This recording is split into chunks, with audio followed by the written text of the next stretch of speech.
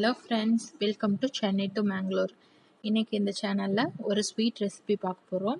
இது என்னன்னா வெள்ளை பூசணிக்காயில ஹல்வா பண்ண போறோம். அதுக்கு 1 கிலோ அளவு வெள்ளை பூசணிக்காய் எடுத்திருக்கேன். அதை இந்த மாதிரி துருவி வச்சிருக்கேன். இப்போ இதில் இருக்கிற தண்ணியெல்லாம் நல்லா பிழிஞ்சு ஒரு பவுலில் எடுத்து வச்சுக்கோங்க.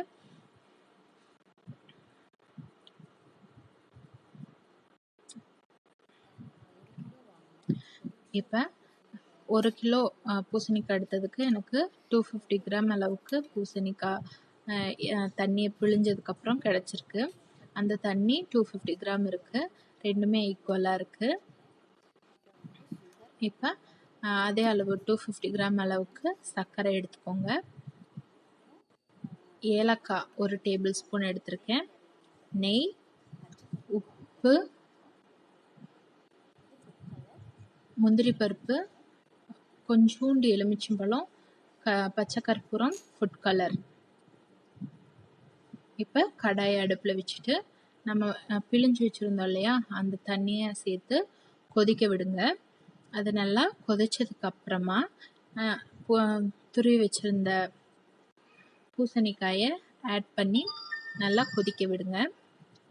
அதை ஏன் புழிஞ்சிட்டு ஒரு தடவை குக் பண்ணணும் அப்படின்னு நினைக்கலாம். அதை பிழியாமல் நம்ம அப்படியே குக் பண்ணோன்னா அது குழஞ்ச மாதிரி ஆயிரும். இப்போ பிழிஞ்சிட்டு போட்டு நல்லா குக் பண்ணி அந்த தண்ணியெல்லாம் சுண்டுற அளவுக்கு குக் பண்ணிக்கோங்க. இந்த அளவுக்கு. இப்போ இந்த ஸ்டேஜில் நம்ம சர்க்கரையை ஆட் பண்ணிக்கலாம். சர்க்கரை ஆட் பண்ணி அதை நல்லா கரையிற அளவுக்கு குக் பண்ணிக்கோங்க. அந்த சர்க்கரையெல்லாம் அந்த ஹீட்டில் சிம்லேயே வச்சுக்கோங்க. நல்லா இலகி கரைஞ்சி வரும்.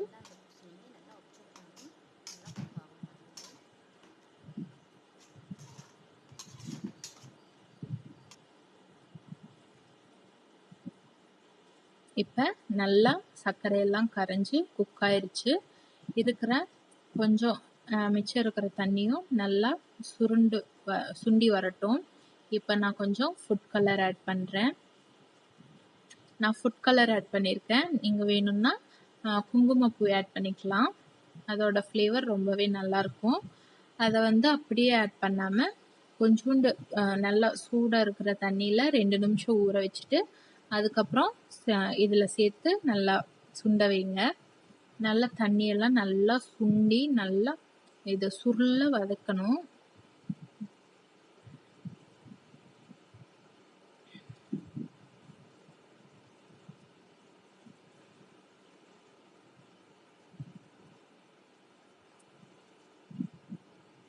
இது அப்படியே இருக்கும்போது நல்லா இருக்கிற தண்ணி எல்லாமே நல்லா சுண்டட்டும்.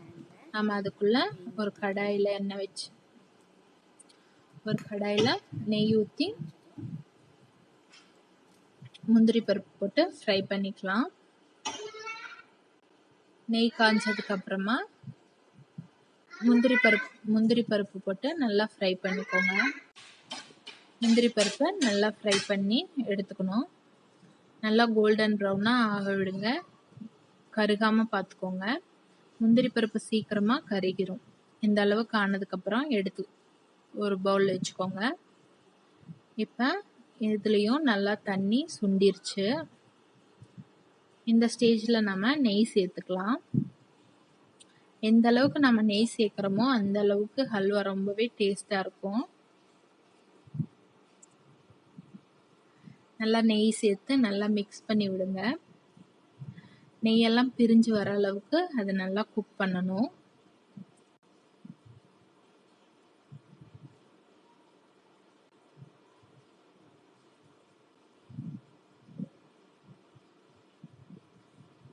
இப்போ நம்ம ஒரு பிஞ்ச் அளவுக்கு உப்பு சேர்த்துக்கலாம்.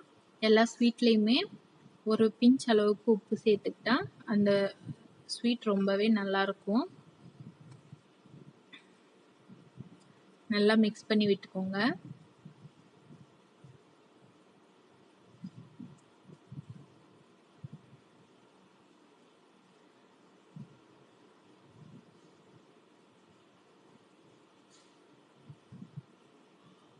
இப்போ நம்ம எடுத்து வச்சிருக்க ஏலக்காய் பவுடரை சேர்த்து நல்லா மிக்ஸ் பண்ணிக்கலாம். உங்களுக்கு எந்த அளவுக்கு தேவையோ கம்மியாக ஏலக்காய் பவுட்ரு வேணும்னா கம்மியாக போட்டுக்கோங்க. ஏலக்காய் பவுட்ரு பிடிக்கும்னா உங்களுக்கு வேணுங்கிற அளவுக்கு சேர்த்துக்கோங்க. சேர்த்து நல்லா மிக்ஸ் பண்ணுங்க.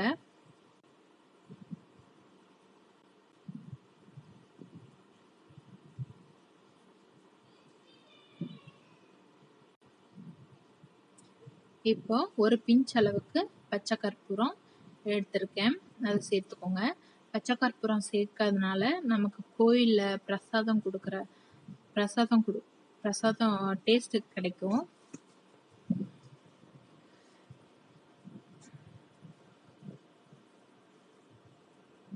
அதோட டேஸ்ட்டும் நல்லா இருக்கும். பச்சை கற்பூரம் உங்களுக்கு வேணும்னா போட்டுக்கோங்க, வேணும்னா ஆப்ஷனல் தான்.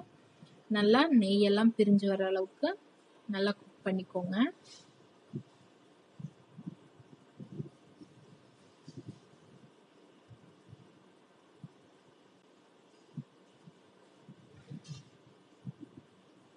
இப்போ லெமன் 1 to 3 ட்ராப் வரைக்கும் ஊற்றிக்கலாம்.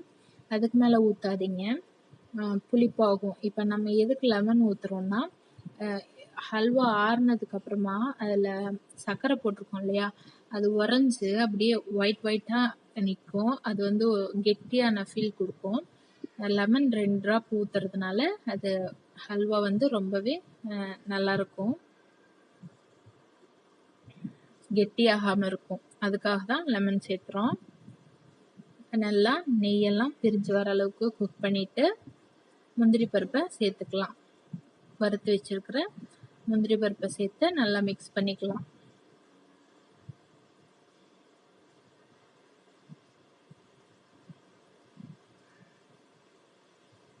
நல்லா முந்திரி பருப்பை சேர்த்து மிக்ஸ் பண்ணி சூடாக சர்வ் பண்ணலாம். இதை ஒரு வாரம் வரைக்கும் வச்சுக்கலாம், எதுவும் ஆகாது.